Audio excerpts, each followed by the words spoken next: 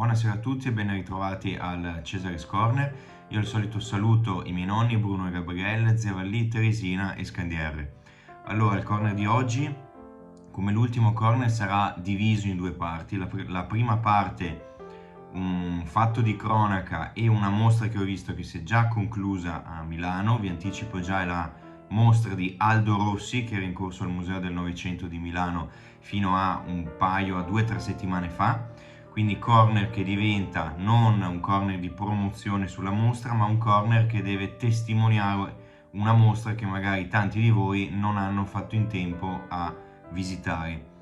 Poi, seconda parte del corner invece sarà un video prodotto da Arte Investimenti, che si è occupato di testimoniare in questo caso una mostra che è ancora in corso, la mostra di Paolo Masi al DAV di Soresina. Mostra splendida, e quindi ho deciso di mandare in onda quel corner, quel programma TV. Durerà circa un quarto d'ora, quindi sarà la seconda parte di questo corner. Allora, iniziamo subito con l'argomento di cronaca. Di che cosa si parla? Di un qualcosa di cui ora stanno parlando tutti i TG d'Italia, stanno parlando tante pagine social, di qualunque social. Si può dire che il web sia stato monopolizzato per un po' di giorni da questo, a più riprese, perché è qualcosa che ormai risale già a circa una settimana fa rispetto a quando andrà in onda il corner, ma comunque è qualcosa che mi aspetto ricapiti ancora e ancora e ancora. Ovvero si parla dell'ennesimo, chiamiamolo atto vandalico, atto di protesta che c'è stata contro un'opera d'arte nei musei. In questo caso l'ultima risale proprio a neanche una settimana fa, ai covoni di fieno di Monet al museo Barberini di Potsdam in Germania, quando è stato lanciato del purè di patate contro l'opera. Il punto qual è? Che oltre al fatto che ora ne parlano tutti eccetera, quindi sembra che sia un caso unico, e io vi recupero gli ultimi 4 esempi, ecco, gli ultimi 4 esempi, non gli unici, dall'inizio di quest'anno, ma neanche tanto, si parla degli ultimi 3 mesi. In 3 mesi sono riusciti a fare questi colpi. Il primo risale a circa la fine di maggio, quando una singola persona si è recata al Louvre di Parigi e ha lanciato una torta alla panna contro la Gioconda, chiaramente contro il vetro esterno protettivo della Gioconda. Quindi è giusto dire, in nessuno di questi casi, tutti quelli che vedremo, sono stati recati danni alle opere d'arte, perché c'era il vetro, perché si sono limitati ad usare degli ingredienti che non potevano fare più di tanto danni, però soprattutto le opere erano già protette, quindi non sono state scelte opere senza vetri o opere più fragili come le sculture magari, ma sono state scelte opere già ben protette. La Gioconda credo sia l'opera nel mondo più protetta in assoluto. In quel primo caso questa singola persona aveva lanciato una torta. Andiamo ora al secondo caso, che invece è del 13 di metà luglio agli Uffizi. Altri protestanti di un gruppo che si chiama Last Generation, un gruppo inglese che è lo stesso che ha fatto questo ultimo attentato ai covoni di fieno di Monet, si erano incollati le mani contro il vetro del dipinto La primavera di Botticelli agli Uffizi. Anche in questo caso lotta contro i cambiamenti climatici, lotta contro l'uso dei combustibili fossili, e in questo caso il messaggio era stato un po' più chiaro. In questo caso la scelta del quadro non era stata casuale, lo vedremo, secondo me non è mai stata casuale, ma c'è stato un collegamento diretto al senso dell'opera. Quindi loro hanno protestato contro La primavera di Botticelli per dire cosa? Che non vedremo più da qui al 2050, data deadline in cui si segnala che probabilmente dal 2050 in poi la situazione si aggraverà ulteriormente per il discorso del clima, per il discorso del caro energia, per il discorso che la povertà supererà una soglia limite di non ritorno. E quindi questo gruppo ha testimoniato dicendo cosa? Che non vedremo più una primavera bella e splendente come quella raffigurata da Botticelli nel suo quadro. Negli altri casi non sembrerebbe esserci un collegamento diretto tra il problemi del clima e la scelta dell'opera, nel senso che il soggetto dell'opera, l'autore dell'opera, eccetera, non credo abbia un gran senso come scelta. In questo caso sì. Si passa a un altro esempio ancora appena successivo a questo degli Uffizi. Il gruppo di protestanti inglese Just Stop Oil si erano incollati le mani alla cornice del quadro di Constable Hay Wain, quindi altro esempio ancora, siamo a 3. Andiamo al quarto, il 13 ottobre, quindi quello più recente, 2 settimane fa appena, zuppa di pomodoro contro i girasoli di Van Gogh alla National Gallery di Londra. Quindi di nuovo si parla del problema climatico. Loro avevano detto perché la scelta della salsa di pomodoro, perché quest'inverno tante famiglie a causa del rincaro energetico non potranno nemmeno scaldare in inverno la salsa di pomodoro per mangiare. Quindi qui la scelta sembra legarsi più all'ingrediente usato per l'atto vandalico che non all'opera scelta. Perché? E qui sta la domanda, perché è facile dire questi qua sono dei pazzi perché se la prendono contro le opere d'arte, ma che cosa gli avranno mai fatto le opere d'arte, o meglio, qual è il danno che recano queste contro il clima, eccetera. Perché non fare queste proteste contro una raffineria, contro magari una miniera di carbone, contro qualcos'altro che veramente inquini, e non i girasoli di Van Gogh, la primavera di Botticelli, eccetera, che non hanno alcuna colpa, opere dipinte 400, 500, 100 anni fa, quelle più recenti. Allora il punto non è tanto perché la scelta del museo, secondo me, anche perché non è stato fatto solo qui. Oggi si parla di queste proteste perché sono avvenute nei musei. Quante proteste ogni giorno questi gruppi mandano avanti in qualunque posto, nelle autostrade contro l'inquinamento. Ho visto che a Londra recentemente, proprio in occasione di questo colpo che avevano fatto il 13 di ottobre alla National Gallery, avevano fatto sospendere anche una partita del Liverpool, poi avevano causato scioperi nelle metropolitane di Londra. Quindi una serie di disguidi che non riguarda solo le opere d'arte, ma un cerchio molto più ampio di servizi. Quindi diciamo che più che altro si parla di quello che hanno fatto nei musei, perché i musei, e questa è una dimostrazione di forza, continuano ad avere uno statuto tale per cui tutto quello che entra nel museo è arte. Questo è un ragionamento molto particolare, perché abbiamo visto tante correnti artistiche che dicevano che cos'è l'arte? L'arte è quello che c'è nei musei d'arte. Altri critici che dicevano che cos'è l'arte? L'arte è l'insieme di tutte le opere d'arte contenute nei musei d'arte e pubblicate nei cataloghi di storia dell'arte. A che servono questa serie di definizioni e di esempi? A dire che l'arte ottiene uno statuto quando viene eseguita, ammesso che sia arte, perché in questo caso non c'era un intento artistico, ma lo è diventato nella misura in cui la scelta, il luogo scelto è stato proprio l'interno, il cuore del museo d'arte. Questa è la cosa importante. Queste persone non hanno scelto il museo perché ce l'hanno con i quadri. Suppongo che sappiano benissimo che non è colpa dei Botticelli se c'è quello che c'è oggi. L'hanno scelto perché si rendono conto che l'arte da sola non è in grado di cambiare niente, non è in grado di far parlare di nulla, a meno che non sia Banksy, non sia Cattelan o altri, ma nessuno di questi si sta occupando di questi temi, quindi c'è bisogno di qualcos'altro.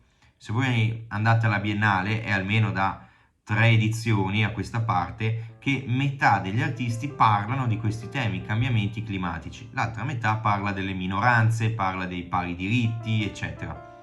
Il punto è che di questi centinaia e centinaia di artisti che ogni giorno, ogni mese, ogni anno, da diversi anni espongono alla Biennale le opere contro i cambiamenti climatici, fanno le mostre nelle gallerie più importanti al mondo, espongono alle fiere, fanno happening, fanno questo, fanno l'altro, nessuno parla di loro e il messaggio non passa.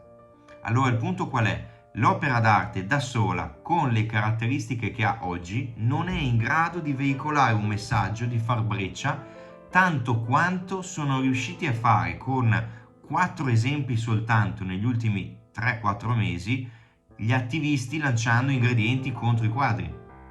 Quindi il punto qual è? È il veicolo che si usa. L'opera d'arte che parla di questo tema non arriva a nessuno, non ha la forza di veicolare niente.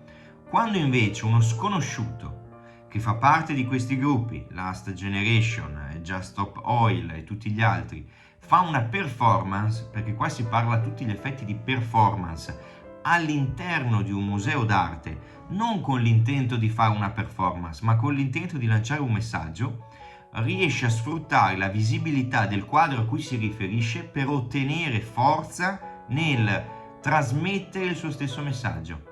Questa è una cosa veramente forte. Perché? Perché allora l'arte, quella che già c'è, non viene presa in quanto arte, ma viene presa in quanto veicolo di forza. Quindi non hanno scelto Monet perché Monet si riferisca a qualcosa del loro tema, non hanno scelto Van Gogh per lo stesso motivo, li hanno scelti in quanto simboli, in quanto quelle opere, secondo la mente di chiunque, Monet, Van Gogh, Botticelli, la Gioconda, eccetera, sono opere importantissime, quindi qualunque attacco a loro è un attacco all'umanità intera. Quindi sfruttare la visibilità di quei quadri significa finalmente far parlare del messaggio di cui si vuole finalmente parlare. È una scelta molto importante, perché quindi il tipo di quadro passa in secondo piano, basta che l'opera sia famosa, che costi un sacco di soldi. Il Monet, l'ultimissimo, per dire, oltre a essere a livello storico-artistico un'opera impressionante, un'opera importantissima, è l'opera a cui lo stesso Kandinsky si rifà per dire: questo ciclo, i covoni di Monet, ne esistono, se non sbaglio, una decina quasi in tutto il mondo, di vari formati, vari soggetti, ma quello è il tema. Quella al Museo Barberini di Potsdam, nello specifico, era stata venduta qualche anno fa e fa parte della collezione di un privato che ha deciso di esporla in questo museo, ed è stata venduta per 110 milioni di dollari, quindi non è un'opera scelta a caso, era l'opera con la stima più alta di mercato di tutta l'esposizione, per quello è stata scelta, quindi si è attribuito al valore di quell'opera. Più è alto il suo costo, più è alta la sua fama, meglio può giungere il messaggio di questi gruppi di protesta. Quindi le scelte non sono state fatte a caso, perché la Gioconda, non serve neanche dirlo, perché è la Primavera di Botticelli degli Uffizi, forse l'opera più famosa degli Uffizi. Quindi vengono scelti dei target, delle opere specifiche per la loro forza. Vi ho detto, a livello artistico non c'entrano niente con quello che vogliono dire queste persone. Le scelgono perché è l'unico modo per far passare un'idea. L'opera d'arte che parla di questo tema non ha alcuna forza, e ce l'hanno dimostrato biennali su biennali, mostre su mostre. Se un artista queste cose le dipinge in un quadro, non lo guarda nessuno. Se queste cose vengono fatte contro un altro quadro, allora ne parla tutto il mondo. Vi invito ora a riflettere su un altro tema, ovvero il fatto del perché questa scelta, la performance. Perché la performance in questo caso è, a livello proprio per il 2022 e negli ultimi 4-5 anni, è forse la cosa più semplice da riprendere con un cellulare. Noi sappiamo che i social ora si stanno spostando, Instagram, Facebook, Twitter, Twitch e qualunque altra cosa, si sta spostando verso video di breve durata, non più verso immagini statiche. Quindi non avrebbe avuto senso, per dire, fare un qualcosa alla Banksy, quindi fare magari un atto di protesta, scrivere una scritta su un muro, dipingere un qualcosa sul quadro e farci una foto e basta, perché la foto è statica, ma funziona molto di più per diventare virale sui social, creare un video.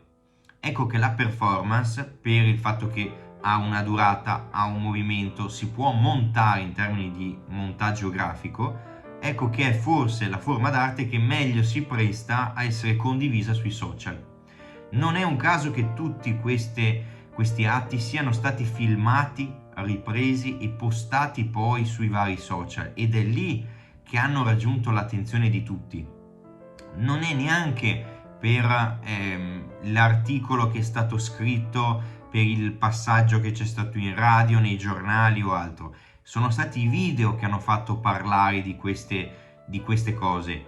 Quindi, di nuovo, il fatto che questi gruppi si siano fatti trovare pronti in due modi. Da un lato, pronti con una troupe dietro che ha realizzato dei video. Quindi niente al caso, perché non è che una persona si trovasse lì, ah ma guarda, faccio i video a questi che tirano le torte contro i quadri. No, avevano tutto un gruppo dietro che si è messo a filmare, ha scelto la luce giusta, la posizione giusta, ha regolato gli audio, poi ha montato il video, eccetera, ci ha messo le scritte e via così. Quindi c'è tutto un team dietro che ha preparato con chissà quanto tempo di anticipo ogni azione che è stata fatta in questi luoghi d'arte. E poi dall'altra parte c'è la domanda che tutti si sono fatti: ma com'è possibile che di fronte ad alcune opere che hanno i guardiasale, la sicurezza, le telecamere, le sirene che distanziano, le corde che di nuovo dovrebbero mettere qualche metro tra l'osservatore e l'opera, vetri di protezione, eccetera, eccetera, eccetera, queste persone siano riuscite lo stesso a fare quello che hanno fatto?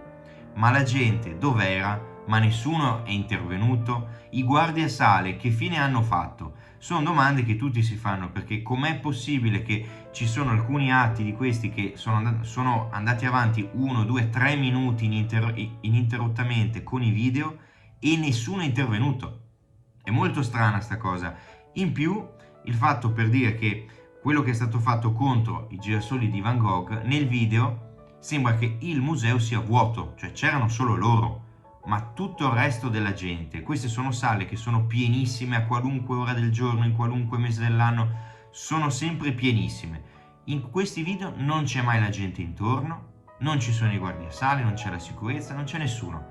Cioè sembra quasi che tutti si siano messi d'accordo per consentire a queste persone di svolgere la loro performance.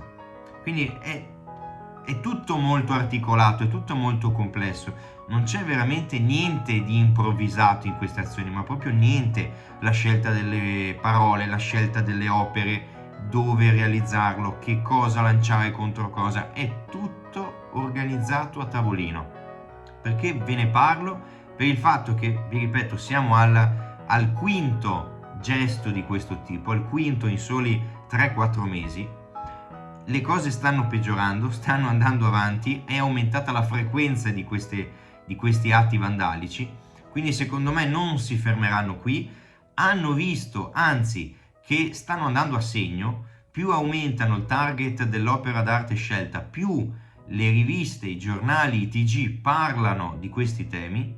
Poi avranno un senso? Riusciranno nel loro intento? Non ne ho la più pallida idea.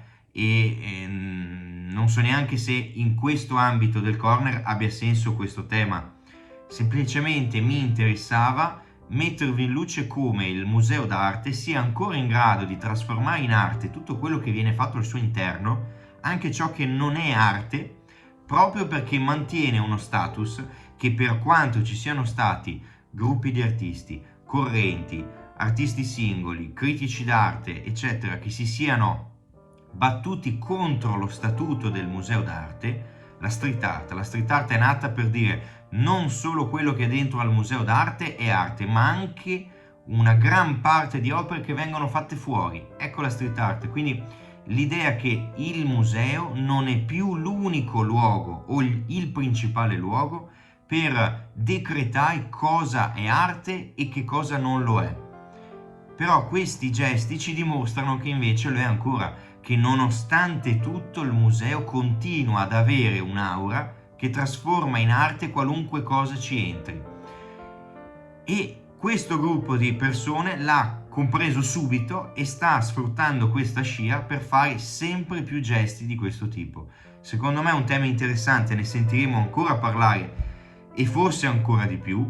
Spero che non arrivino a far danni veri, però anzi vi dico, se questo è il modo con cui fanno queste azioni, se riescono ad ottenere questo tipo di visibilità, se non fanno danni alle opere, se poi, e questa è una cosa incredibile, i musei si riempiono per vedere le opere che sono state vandalizzate, ma io gli auguro di farne altri 1000 di questi gesti, perché se è un modo per far parlare dei quadri, cioè quando mai voi vedete al TG1, TG2, Canale 5, Rete 4, eccetera, i covoni di Monet in diretta dove si parla anche del lato vandalico, ma si dicono 2 o 3 informazioni dell'artista e dell'opera. Quando mai? Mai. Quindi se questo è un modo per far conoscere delle opere d'arte, allora ben venga che vadano a fare la spesa, facciamo tutti una bella colletta, andiamo a fare la spesa, gli riempiamo i carrelli e fomentiamo questi gruppi perché lancino tutti gli ingredienti contro le opere d'arte. A questo punto arriveremo a far sì che magari, non so, ci andrà anche Cracco, andranno anche gli chef, faranno una puntata di Masterchef dentro ai musei, perché qui stanno lanciando di tutto e di più. Però vi ripeto, se questo è un modo per far parlare d'arte, ma ben venga forse.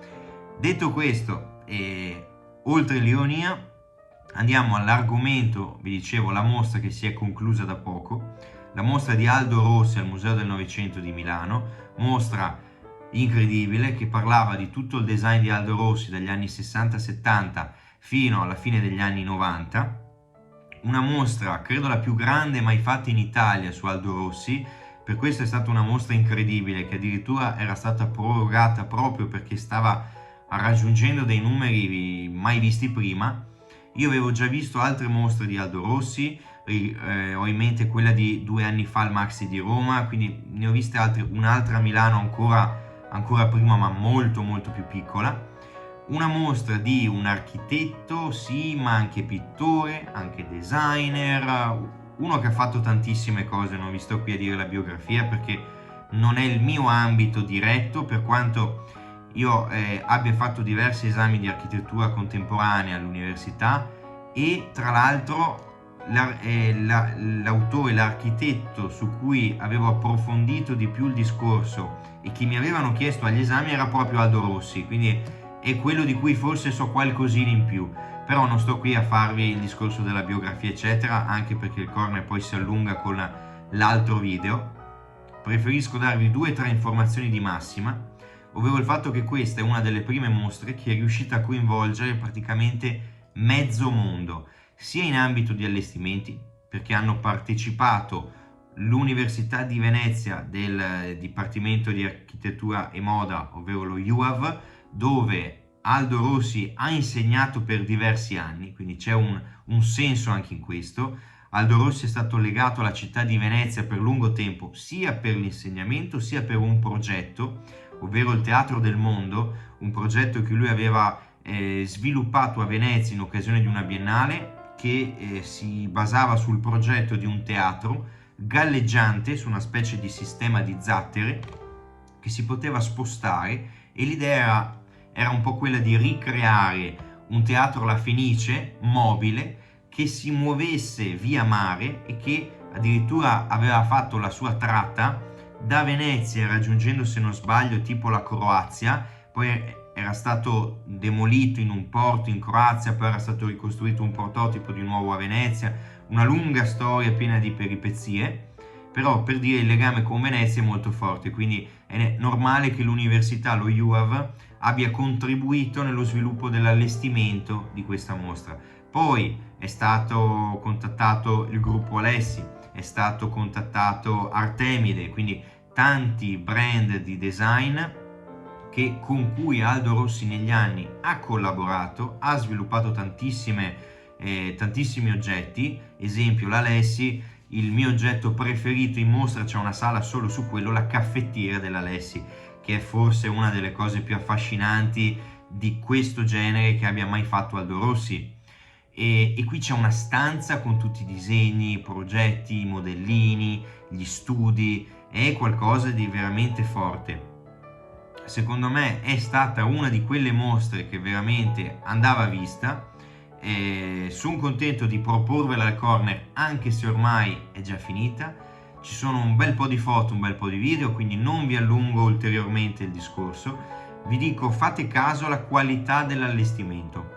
al fatto che si siano ricreate stanze intere arredate alla maniera di Aldo Rossi, il fatto che ci siano queste 9 stanze tematiche che sviluppano 9 temi diversi, una solo sulle sedie e le poltrone, un'altra solo sulla caffettiera, un'altra solo sugli oggetti per la casa, un'altra ancora solo sugli arazzi, un'altra ancora sugli armadi, quindi tante stanze che sviluppano singoli temi, ma guardate la varietà nei colori delle pareti di fondo, nella scelta del come scrivere i font, le didascalie, la posizione degli oggetti, l'allestimento. È stata un qualcosa di veramente artistica già la mostra in sé, più gli oggetti in essa contenuti, una cosa incredibile. Non vi aggiungo altro, allora io vi saluto ora perché adesso va in onda questo breve video della mostra di Aldo Rossi e subito dopo il video della mostra di Paolo Masi al DAV di Soresina. Allora io vi ringrazio, vi saluto, al prossimo. Cesare Scorner, prego regia.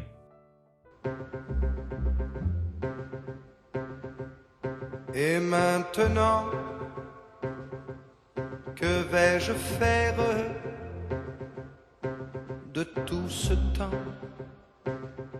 Que sera ma vie de tous ces gens qui m'indiffèrent? Maintenant que tu es parti, toutes ces nuits, pourquoi, pour qui? Et ce matin qui revient pour rien,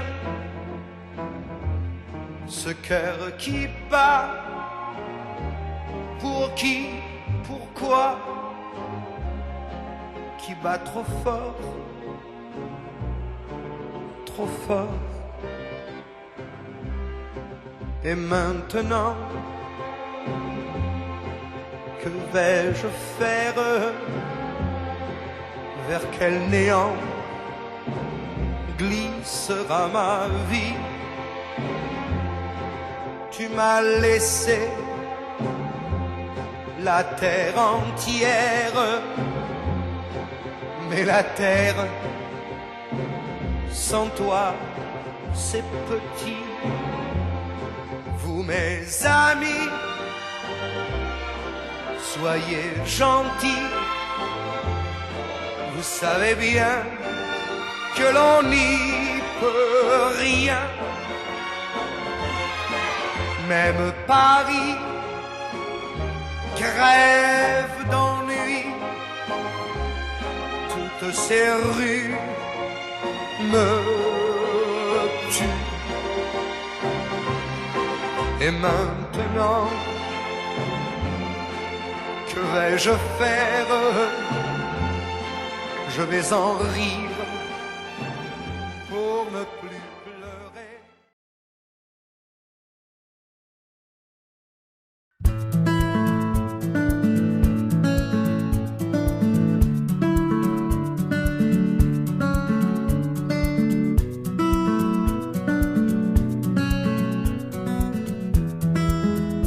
A modo mio è un progetto speciale che già dal titolo rivela il suo essere in linea con la produzione da sempre sperimentale, innovativa, quasi anarchica di Paolo Masi. Beh, assolutamente sì, e intanto il titolo è stato individuato dal co-curatore della mostra, Anthony Molino, che è riuscito con un'intuizione geniale a inquadrare il personaggio Paolo Masi. Io subito mi sono reso conto che stava parlando proprio di lui. È quasi un pittore filosofo, c'è un lato anarcoide della sua personalità che ha fatto sì che arrivassimo al titolo A modo mio, che a dire il vero l'ho preso dal My Way di Sinatra, sapendo anche dei trascorsi americani di Paolo. Me lo immaginavo che fischiettava My Way mentre girava un cartone fra le mani. Paolo Masi è l'ennesimo artista che ho avuto modo di incontrare grazie a questo formidabile gruppo che negli anni 70 ha aderito a un gruppo, non gruppo del movimento della pittura oggi chiamata analitica o pittura, insomma in diverse modalità. Nel caso di Paolo Masi lo stimolo che insieme abbiamo promosso nel cercare nuove forme, nuovi linguaggi che potessero ulteriormente stimolarlo, ha permesso insomma anche oggi di portare qui delle novità che sono frutto proprio di questa intensa, diciamo, collaborazione e amicizia. Ecco, questo mi fa molto piacere, insomma, soprattutto che arrivi al pubblico, ecco. L'opera di Masi si ripropone fresca, così come era allora, così come negli anni 70, la rivediamo oggi a distanza di 50 anni e lui si è mantenuto costante e tenace nel tempo.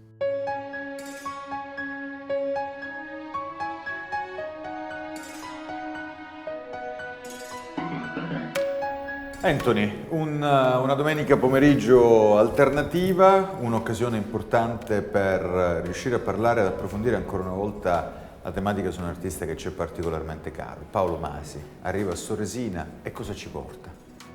Paolo ci porta quello che penso siano le 3 caratteristiche di questa mostra: respiro, ritmo ed eleganza. Peraltro un'occasione molto importante per riuscire a vedere totalmente in esclusiva quelle che potremmo definire le sue prime sculture bidimensionali. Anche, stavamo parlando prima di come Paolo fosse arrivato tardi al colore. Credo che il colore per lui sia un punto d'arrivo nella misura in cui una certa, posso dire, pacificazione dell'animo e dell'uomo abbiano portato ad un nuovo equilibrio che è poi sfociato nel colore.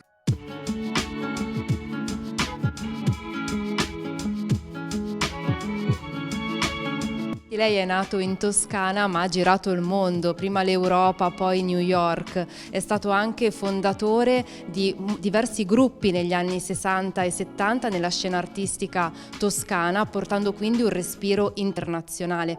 Come questi luoghi e queste interconnessioni con gli altri artisti hanno influenzato il suo lavoro? Prima di tutto la Toscana, e in particolar modo Firenze, viveva di tradizione. A Firenze veniva il mondo, bastava incontrare le persone scelte, giuste, nel senso che potevamo parlare nel proprio linguaggio, cioè arte contemporanea ma anche arte del passato. E questo è stato fondamentale anche per capire che da Firenze io dovevo andare via.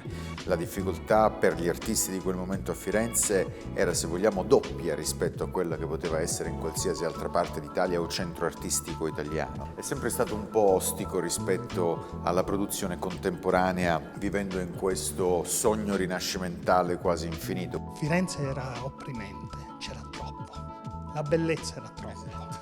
E per un artista della sua generazione che veniva da Firenze doveva lasciarlo anche per arrivare ad altro. Sono partito che non avevo 20 anni, era ancora un ragazzo, ma l'esperienza di questo fatto di vivere on the road significava anche mettersi in contatto con altre discipline, con altre persone che lavoravano su altre cose, per esempio dal video, la fotografia che ho fatto anche, e soprattutto con la Polaroid l'SX70, la comprai al porto di New York. Sia lui che Schifano, mondi diversissimi, però in tempi quasi sincroni usano tutte e due le Polaroid. E Paolo mi disse: ma io la Polaroid ci ho fatto altro. Girando per New York, per esempio, non era il fatto di fare una fotografia, diciamo, da turista, ma fotografare quel tombino per terra, che probabilmente era un tombino dove sicuramente prima o poi avrei dormito, perché non avendo molti soldi mi è capitata l'occasione anche di dormire per strada o nelle stazioni varie, incontrando evidentemente quelle persone che facevano questa vita e non erano gli artisti. Comunicavo con l'ambiente, comunicavo con questo fatto di vivere una situazione, e questo è stato molto importante perché mi ha portato a vedere l'arte contemporanea come un percorso, come un linguaggio che si sviluppava via via che tu passavi da un certo posto, incontravi alcune persone, incontravi degli amori qualche volta, meno male, anche degli odi. Una esistenza, una vicenda esistenziale che davvero le ha viste tutte. Potremmo così dire che più che pittura analitica è pittura esistenzialista quella di Masi.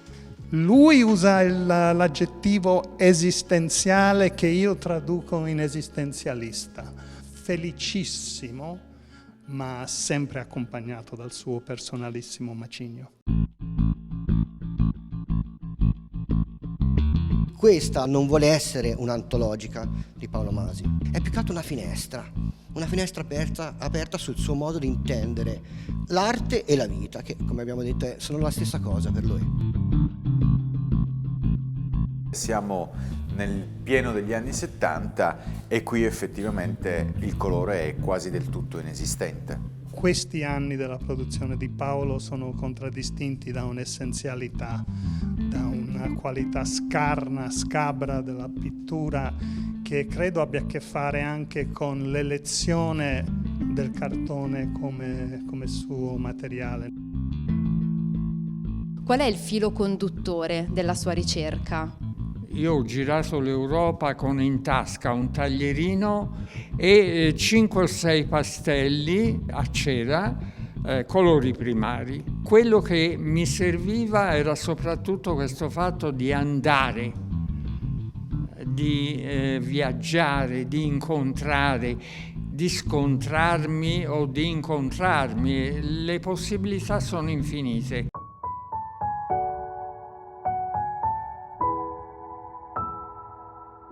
Io credo che con il cartone, l'adozione con questo supporto così unico, così fuori dagli schemi, lui da subito abbia voluto dire: questo sono io questo scelgo, e nei 50 anni a seguire è diventato quasi protesico. Certo. Adesso lui e il cartone sono indissolubili. Il cartone per lui è idiomatico. Se io trovo un cartone per strada, ha in sé delle tracce. Quando è trovato per strada ha le sue tracce, ma anche le tracce sovrammesse. Qualche volta non c'era bisogno altro che ritagliarle a misura e metterli, se il gallerista voleva spendere, in teca di plexiglass.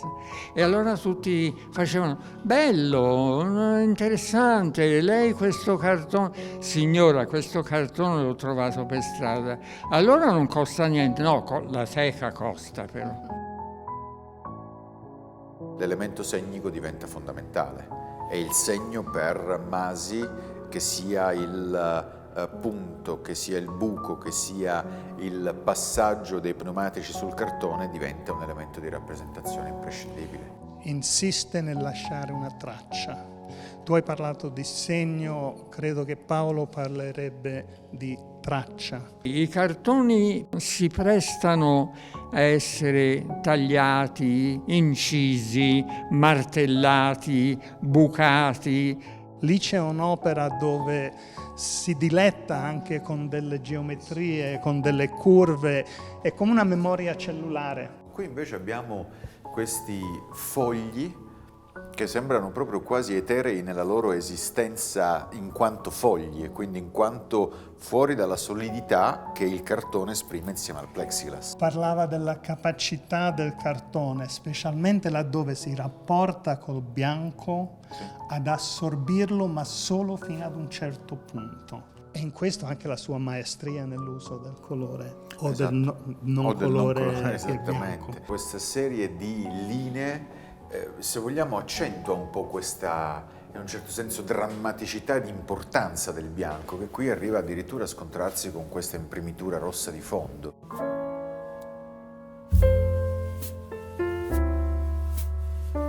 C'è un lavoro che mi ha particolarmente colpito. Siamo davanti ad un lavoro del 2018 dove però è giusto, secondo te, Anthony, dire che si coglie quasi una forma nostalgica di ritorno a un'applicazione passata?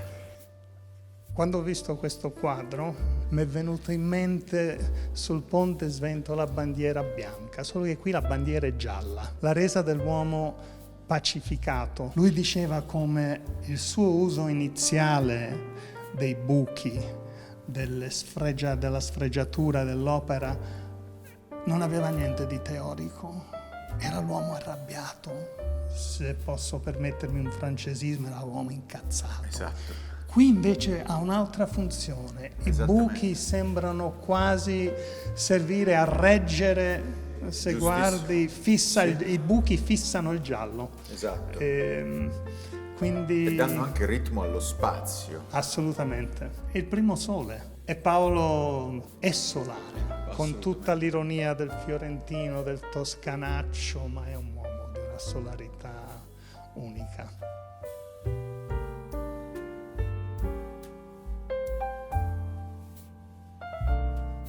La sua proprio si vede una curiosità, una passione inesauribile. Qui ad esempio in mostra oggi abbiamo anche dei lavori inediti. Questi cartoni sono frutto della sua ultima ricerca. Questo lavoro è possibile vederlo in 2 facciate più 3 laterali. Il laterale lo vedi anche quando fai una cosa che appoggi alla parete, però manca il dietro. Allora, qui non c'è il dietro, ma c'è il lavoro, tutto insieme, che si caratterizza per la sua diversità, per la sua quantità di informazione che ti può dare. E in questo senso, per esempio, questi lavori sono importanti per me, ovviamente, soprattutto, perché hanno questa non clausura. È tutto visibile e questo fa parte veramente di una posizione che mi ha sempre affascinato. Se tu sei libero, il mondo ti appartiene.